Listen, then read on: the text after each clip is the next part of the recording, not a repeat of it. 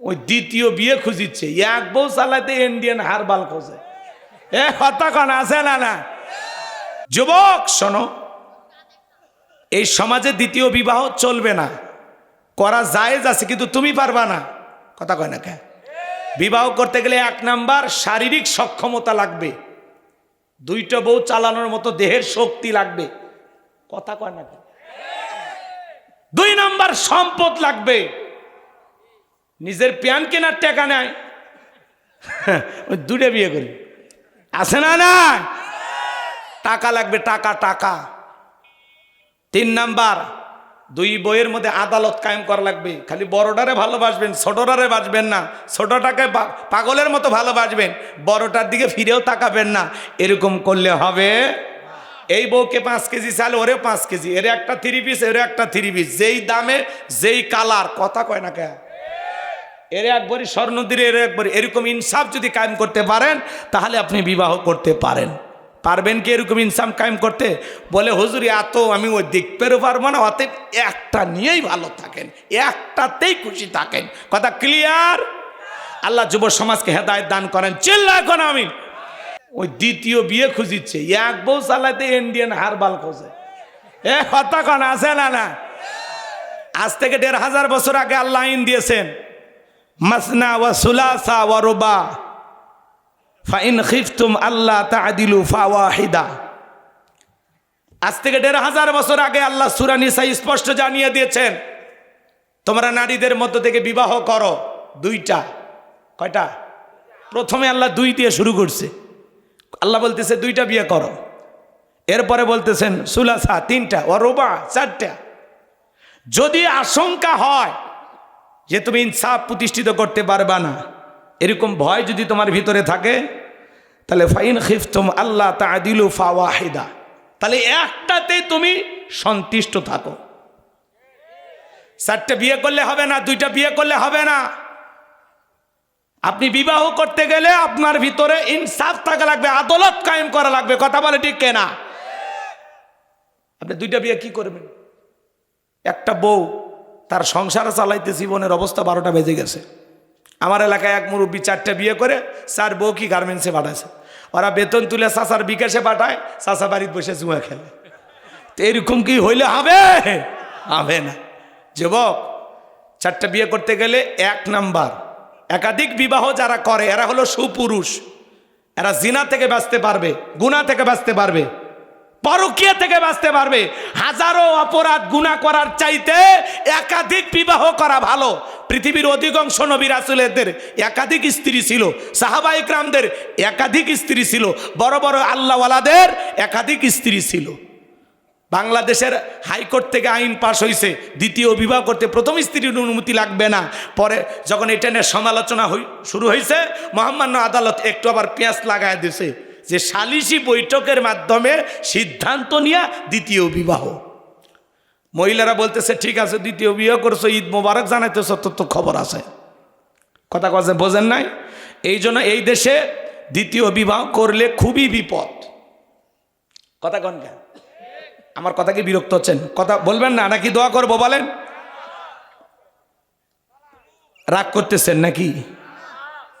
যুবক শোনো, এই সমাজে দ্বিতীয় বিবাহ চলবে না, করা জায়েজ আছে, কিন্তু তুমি পারবা না। কথা কয় না কে? বিবাহ করতে গেলে 1 নাম্বার শারীরিক সক্ষমতা লাগবে, 2টা বউ চালানোর মতো দেহের শক্তি লাগবে। কথা কয় না কে? 2 নাম্বার সম্পদ লাগবে, নিজের প্যান কেনার টাকা নাই, ওই 2টা বিয়ে করি আছে না? না টাকা লাগবে, টাকা টাকা। 3 নাম্বার 2 বইয়ের মধ্যে আদালত কায়েম করা লাগবে। খালি বড়টারে ভালোবাসবেন, ছোটটারে বাসবেন না, ছোটটাকে পাগলের মতো ভালোবাসবেন, বড়টার দিকে ফিরেও তাকাবেন না। এরকম করলে হবে। এই বউকে 5 কেজি চাল, ওরে 5 কেজি, এর একটা 3 পিস, এর একটা 3 পিস, যেই দামে যেই কালার। কথা কয় না কে? এর একবারই স্বর্ণ দিয়ে, এর একবারই। এরকম ইনসাফ যদি কায়েম করতে পারেন তাহলে আপনি বিবাহ করতে পারেন।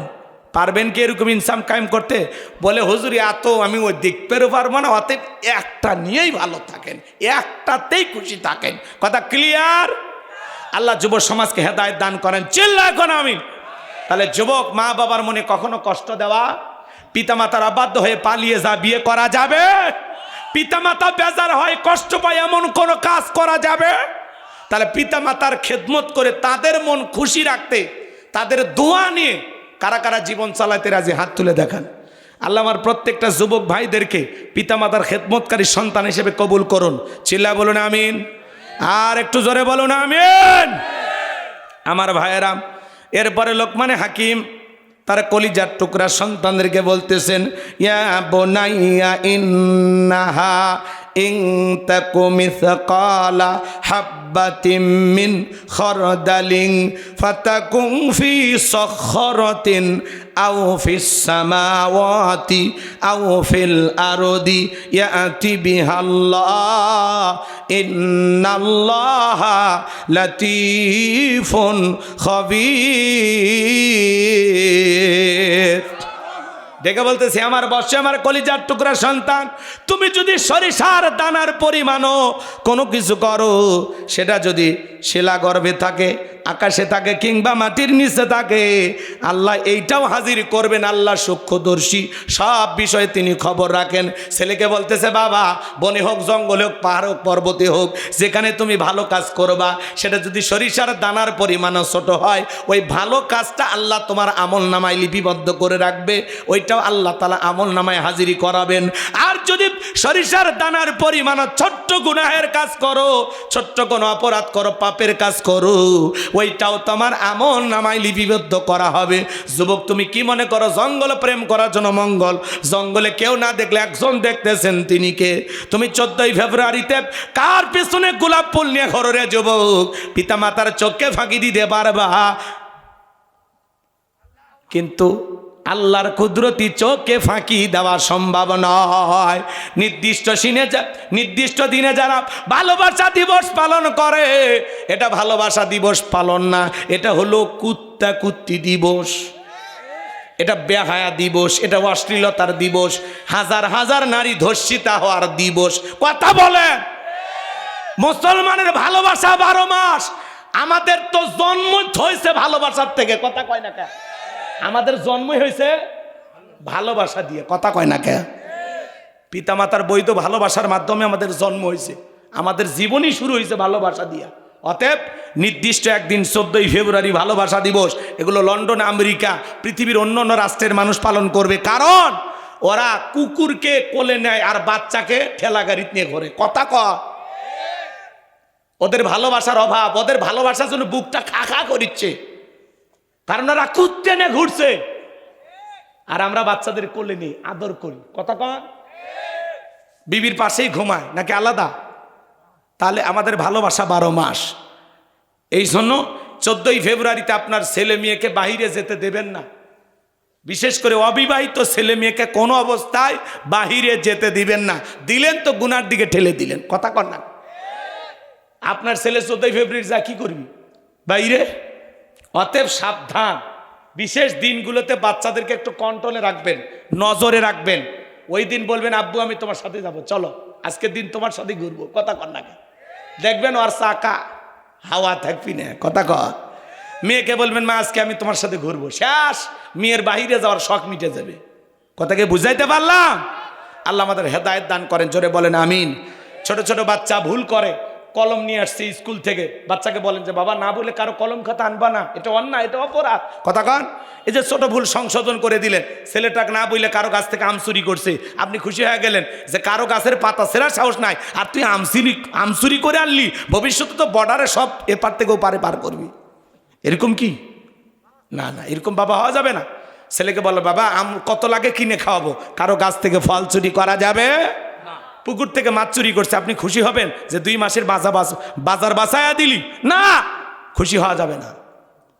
ছোট ছোট ভুলগুলো সংশোধন করে দেন, তাহলে ভবিষ্যতে আর বড় ভুল করবে না। ছেলেকে বুঝান, বাবা দিনের আলোতে হোক, রাতার আধারে হোক, যেখানে গুনাহ করো, পৃথিবীর কেউ না দেখলে একজন দেখেন, তিনি কে? আল্লাহ। এরপরে লোকমানে হাকিম বলতেছেন, ইয়া বুনাইয়া আকিমিস সালাহ, হে আমার বর্ষে আমার কলিজার টুকরা সন্তান, সালাত কায়েম করো। পরিবারের ভিতরে নামাজ কায়েম করার দরকার আছে না নাই? আরে ভাই, রাষ্ট্রীয়ভাবে কবে সালাত কায়েম হবে জানি না, আগে ঘরে কায়েম করেন। কথা কয় না কে? আপনি নামাজ পড়েন, আপনার বউ নামাজ পড়ে না, ছেলে পড়ে তো মেয়ে পড়ে না, মেয়ে পড়ে তো ছেলে পড়ে না, তার মানে আমার ঘরের ভিতরে তো ইসলাম কায়েম হয়নি। কথা বলেন। এই জায়গায় কি বলতেছেন? ইয়া বুনাইয়া কিমিস সালাহ, হে আমার বর্ষ, হে আমার কলিজার টুকরা সন্তান, সালাত কায়েম করো। প্রত্যেকটা বাবার উচিত ছেলেকে নামাজের ওয়াজ শোনানো, প্রত্যেকটা বাবার উচিত ছেলের হাত ধরে মসজিদে নিয়ে যাওয়া, প্রত্যেকটা বাবার উচিত ছোটবেলা থেকে সন্তানকে মসজিদমুখী করা।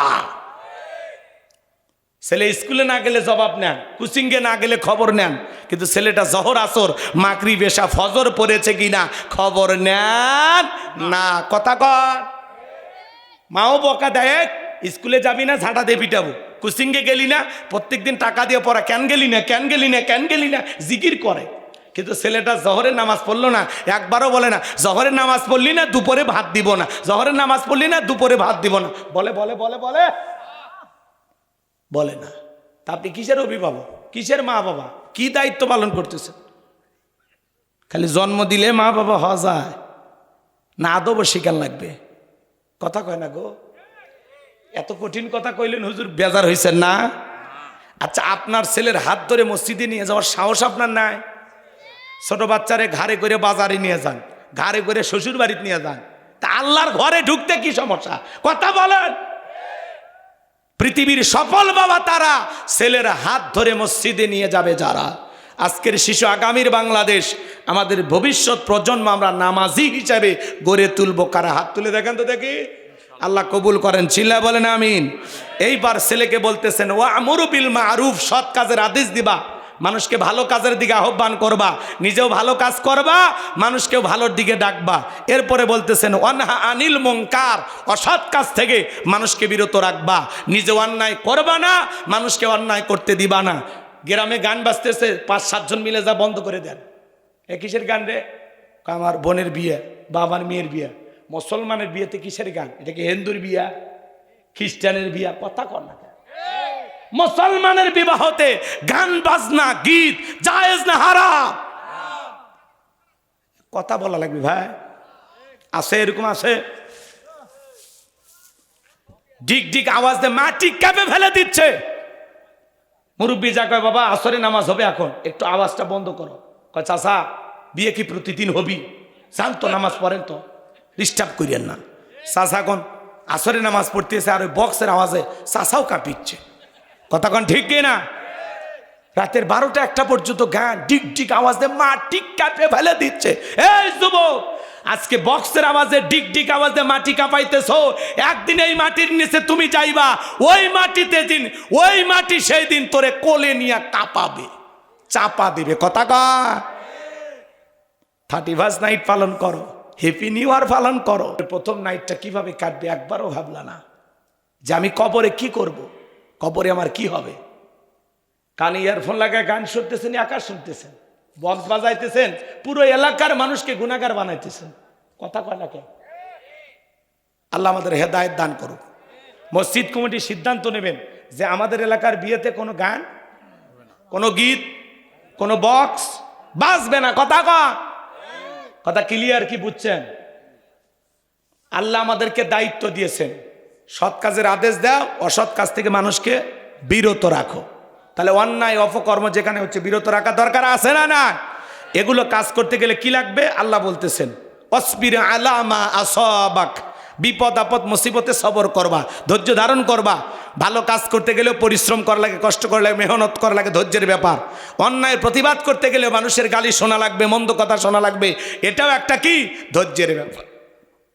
এইভাবে লোকমানে হাকিম তার ছেলেকে বুঝাইলেন যে বাবা বিপদ আপদ মুসিবতে সবর করবা, ধৈর্য ধারণ করবা। এরপরে বলতেছেন ওয়ালা তুসাইর খাদ্দাকা লিন-নাসি ওয়ালা তামশি ফিল আরদি মারহা ইন্নাল্লাহা লা ইউহিব্বু কুল্লা মুখতালিন ফাখুর।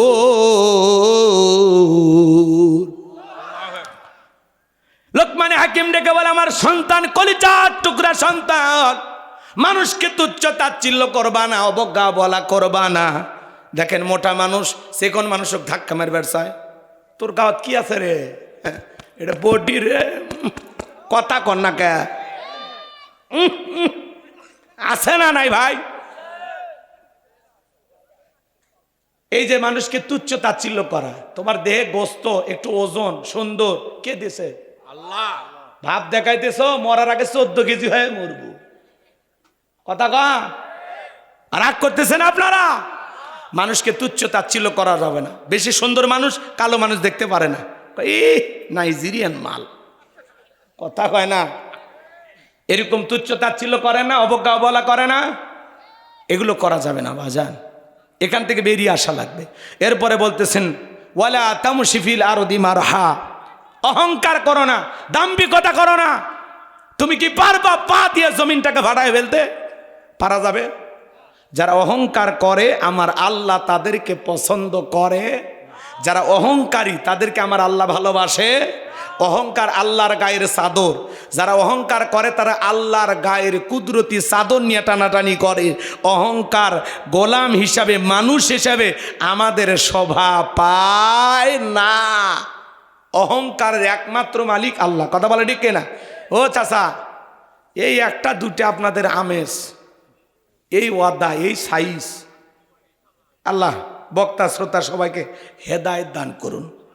আগে জবান ঠিক করেন, পরে ওয়াজ করবো নি আর একদিন বেঁচে থাকলে। ওয়া আখিরি দাওয়ানা আলহামদুলিল্লাহি রাব্বিল আলামিন। চাচা দোয়া দোয়া, মা বোনদেরকে আল্লাহ আমল করার তৌফিক দান করুন। সবাই যতটুকু আলোচনা হয়েছে আল্লাহ সবাইকে এর উপরে আমল করার তৌফিক দান করুন। কারো কিছু বলার নাই না বাবা? আল্লাহুম্মা আমিন। রাব্বানা যালামনা আনফুসানা ওয়া ইল্লাম তাগফির লানা ওয়া তারহামনা লানাকুনান্না মিনাল খাসিরিন। বাড়াহত উত্তর পাড়া জামি মসজিদের উদ্যোগে প্রথম অধিবেশন কলেজার টুকরা যুব সমাজ কর্তৃক আয়োজিত আজকের তাফসিরুল কোরআন মাহফিলের শ্রদ্ধাভাজন সভাপতি আলহাজ নুরুল ইসলাম বাবাজিকে কবুল করেন। আলহাজ মোহাম্মদ আব্দুল কুদ্দুস মোল্লাকে কবুল করেন। আলহাজ মাওলানা বাড়ি মণ্ডল আল্লাহ প্রধান অতিথি, ওনাকে কবুল করেন। আলহাজ মোহাম্মদ হবিবুর রহমানকে আল্লাহ কবুল করেন। আলোচনা করেছেন আমার কলিজার ভাগিনা হাফিজ মাওলানা শেখ আবু ইউসুফের কণ্ঠ আল্লাহ দ্বীনের জন্য কবুল করে নাও। দূর দূরান্ত থেকে যত নারী পুরুষ কোরআনের তাফসীর শোনার জন্য ছুটে এসেছে, আল্লাহ সূরা লোকমানকে সামনে রেখে আমি শুকরিয়া নিয়ে আলোচনা করেছি, শিরিক নিয়ে কথা বলেছি, পিতামাতার খেদমত নিয়ে সামান্য একটু হালকা নাড়া দিয়েছি। এরপরে গোপনে পাপ থেকে বেঁচে থাকার জন্য কিছু কথা বলেছি। যে 12টি উপদেশ দিয়েছেন তার মধ্যে বেশ কয়েকটি সামনে তুলে ধরিয়েছি। আল্লাহ যতটুকু আলোচনা হয়েছে আল্লাহ এই তাফসীর বুঝে বাস্তব জীবনে বক্তা শ্রোতার সবাইকে আল্লাহ আমল করা তৌফিক দিয়ে দাও, শিরিক মুক্ত আমল করা তৌফিক দাও, সবাইকে 5 ওয়াক্ত নামাজে বানায় দাও, মা বোনদেরকে নামাজি বানায় দাও, পর্দা করা তৌফিক দিয়ে দাও, স্বামীর খেদমত করা তৌফিক দিয়ে দাও, তাদের দাম্পত্য জীবনকে হযরত আলী আর ফাতেমার মতো ভালোবাসা দিয়ে আল্লাহ ভরপুর করে দাও। আল্লাহ তাআলা আজকের মাহফিল বাস্তবায়ন করার জন্য লাইটিং মাইটিং পোস্টার ব্যানার ডেকোরেটর ভাইরা সহ যারা যেভাবে সহযোগিতা করেছেন আল্লাহ সকলের সহযোগিতা কবুল আর মঞ্জুর করে নেন। এ দানে উসিলা করে কোটি কোটি টাকার মালিক বানায় দেন, দুনিয়া আখিরাতে ইজ্জত সম্মান বাড়ায় দেন। আমরা যারা হাত তুলে ধরেছি অনেকের মা নাই বাবা নাই, এতিম বানায় কবরে চলে গেছে। আদরের আব্বা আম্মার কবরে এর সবটুকু পৌঁছায় দাও, পিতামাতার কবর জান্নাতের বাগান বানায় দেন। রব্বির হামহুমা কামা রব্বায়ানি সগীরা ওয়া রব্বির হামহুমা কামা রব্বায়ানি সগীরা। আমাদের আত্মীয় স্বজন কবরে যারা চলে গেছে তাদেরকে আপনি মাফ করে দেন, তাদের কবরগুলো জান্নাতের বাগান বানায় দেন। এই গ্রামে এলাকার আশেপাশে যত বাচ্চারে পুকুর পাড়ে মসজিদের আশেপাশে রাস্তার ধারে যত কবরস্থান আছে সমস্ত কবরবাসীর কবর আযাবগুলো মাফ করে দাও, কবরগুলো জান্নাতের বাগান বানায় দেন। আল্লাহ গভীর নিশিতে তাহাজ্জুদের সময় দোয়া করি মালিক আজকের মাহফিলে নগদে বাকিতে যত মানুষ টাকা পয়সা দিন দান করেছে তোমার ঘরের জন্য, নারী পুরুষ তরুণ তরুণী যুবক যুবতী যারা যেভাবে দান করেছেন আল্লাহ সকলের দানগুলো কবুল আর মঞ্জুর করে নাও। এ দান উসিলা করে কোটি কোটি টাকার মালিক বানায় দাও, দুনিয়া আখিরাতে ইজ্জত সম্মান বাড়ায় দাও। যে বাড়িতে খানা খাইলাম বসলাম ওই বাড়ির উপর খাস রহমত বরকত নাজিল করেন। যে যুবকেরা কষ্ট করে যোগাযোগ করে তামান্না ভাই সহ আল্লাহ যারা আমাদেরকে এই মাহফিলে বাস্তবায়ন করার জন্য দাওয়াত এনেছেন আল্লাহ আমার ভাইদেরকে আল্লাহ কবুল করেন, হায়াত বাড়ায় দেন, জিন্দিগির গুণগুলো মাফ করে দেন, দুনিয়া আখিরাতে ইজ্জত সম্মান বাড়ায় দেন। হ্যাঁ আল্লাহ তাআলা আজকের মাহফিলে যত মানুষ আমার সাথে হাত তুলে ধরেছেন, কত দাড়ি ফাঁকা মুরব্বীরা, যুবকেরা, হাজী সাহেবের আলেম ওলামারা, মা বোনেরা সহ যারা যেভাবে হাত তুলে দোয়া চাইতেছেন আল্লাহ যার যা মনের বাসনা পূরণ করে দাও। আর আমাদের মধ্য থেকে যার হাত দুখানা পছন্দ হয় সে হাতের বদলতে আজকের দোয়াকে কবুল আর মঞ্জুর করে নাও। তামাম পৃথিবীর মুসলিম উম্মাকে হেফাজত করো, ফিলিস্তিনি মুসলমানদের বিজয় দাও, বাংলাদেশের মসজিদ মাদ্রাসা কবুল করো, হক্কানে উলামা ইকরামদের কবুল করো। আল্লাহ এই জমিনকে কোরআন আর ইসলামের জন্য কবুল করে না। আল্লাহ এই জমিনকে কোরআন আর ইসলামের জন্য কবুল করো। আল্লাহ এই জমিনের শান্তি ফিরাইয়া দাও। আল্লাহ এই জমিনের শান্তি ফিরাইয়া দাও। আল্লাহ চরমসরকে একটাবার দেখতে চাই কোরআন দিয়ে দেশটা চলে কেমন দেখা যায়। আল্লাহ এই জমিনকে কোরআন আর ইসলামের জন্য কবুল করো। আল্লাহ একটা বার আমরা দেখতে চাই, 54 বছরে অনেক কিছু দেখেছি, একটা বার আমরা কোরআনের রাষ্ট্র দেখতে চাই। আল্লাহ এই আশা আপনি আমাদেরকে পূরণ করে দেন। আপনি ছাড়া সম্ভব নয় মালিক, আপনার অনেক দয়া। আল্লাহ আমাদের জানা অজানা ছোট বড় গোপন প্রকাশের তামাম জিন্দিগির গুনাহগুলো আপনি মাফ করে দেন। এমন জায়গায় বসে গুনাহ করেছি দুনিয়ার কেউ জানে না, তুমি শুধু জানো। তুমি যদি মাফ না করো আমরা কার কাছে যাব মালিক? আমাদের সকলের তামাম জিন্দিগির গুনাহগুলো আপনি মাফ করে দেন, সবাইকে মাফ করে দেন। আল্লাহ আমাদের তামাম জিন্দিগির অপরাধগুলো আপনি মাফ করে দেন। তুমি রহমান, তুমি রহিম, ওয়া আনতা আরহামুর রাহিমিন। তোমার অনেক দয়া, তোমার কুদরতি কদমে ভিক্ষা যায় মালিক। আমাদের তামাম জিন্দিগির সমস্ত গুনাহগুলো তুমি মাফ করে দাও। ওই জাহান্নামের আগুন থেকে আমাদেরকে মুক্তি দাও। রব্বানা যরিফ আন্না আযাবা জাহান্নাম ইন্না আযাবাহা কানা গরামা। রব্বানা আতিনা ফিদ দুনিয়া হাসানাতাও ওয়া ফিল আখিরাতি হাসানাতাও ওয়া কিনা আযাবান নার। আল্লাহ জীবনে কত মিথ্যা কথা বলেছি, কত পাপ করেছি, কত নামাজ কাজা করেছি। আল্লাহ এই পৃথিবীর সবচেয়ে বড় পাপী আমি মালিক, তুমি আমাদের মাফ করে দাও। আল্লাহ আমার যুবক ভাইরা যে আয়োজন শুরু করেছে আল্লাহ প্রত্যেক বছর দেশ বরণ আলেম নিয়ে এসা এই ময়দানে কোরআনের তাফসীর করার তৌফিক দিয়ে দাও। প্রত্যেকটা যুবকের ঈমান খালিদ বিন ওলীদের মতো বানায় দাও। আল্লাহ জীবনে একটাবার সোনার মক্কা মদিনায় যাওয়ার সুযোগ আমাদেরকে করে দিও। আল্লাহ যে মাসে মরণ দিব মাসটা যেন রমজান মাস হয়, যে দিনে মরণ দেওয়া দিনটা যেন জুমার দিন হয়। নামাজের সিজদারত অবস্থায় মৃত্যু দিয়ে, কোরআন পড়তে পড়তে মৃত্যু দিয়ে, ইসলামকে প্রতিষ্ঠিত করার জন্য রাজপথে জীবনটা বিলানোর তৌফিক দিও। সুবহান রাব্বিকা রাব্বিল ইজ্জাতি আম্মা ইয়াসিফুন ওয়া সালামুন আলাল মুরসালিন আলহামদুলিল্লাহি রাব্বিল আলামিন। আতিককে কবুল করো, শাহাদত আব্দুর রহিম ভাইকে কবুল করো, শেখ আবু ইউসুফকে আল্লাহ কবুল করো। আল্লাহ আমার মিডিয়ার ভাইদেরকে এই কথাগুলো সঠিকভাবে প্রচার করার তৌফিক দিয়ে দাও। আল্লাহ যারা আজে বাজে থাম্বেল ব্যবহার করে আল্লাহ অন্তরে হেদায়েতের নূর পয়দা করে দাও, হেদায়েতের নূর দিয়ে অন্তরগুলো আলোকিত করে দাও। আল্লাহ আখিরাতের ভয়, জাহান্নামের আগুনের ভয় তাদের দিলের ভিতরে পয়দা করে দাও। আল্লাহ দুনিয়া ছেড়ে সবাইকে যাওয়া লাগবে।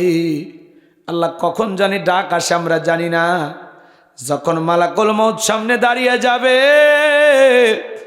ওই সময় দয়ার নবীর চাঁদ মুখখানা দেখতে দেখতে আমাদের জবানে জারি করে দিও লা ইলাহা ইল্লাল্লাহু মুহাম্মাদুর রাসূলুল্লাহ সাল্লাল্লাহু আলাইহি ওয়াসাল্লাম।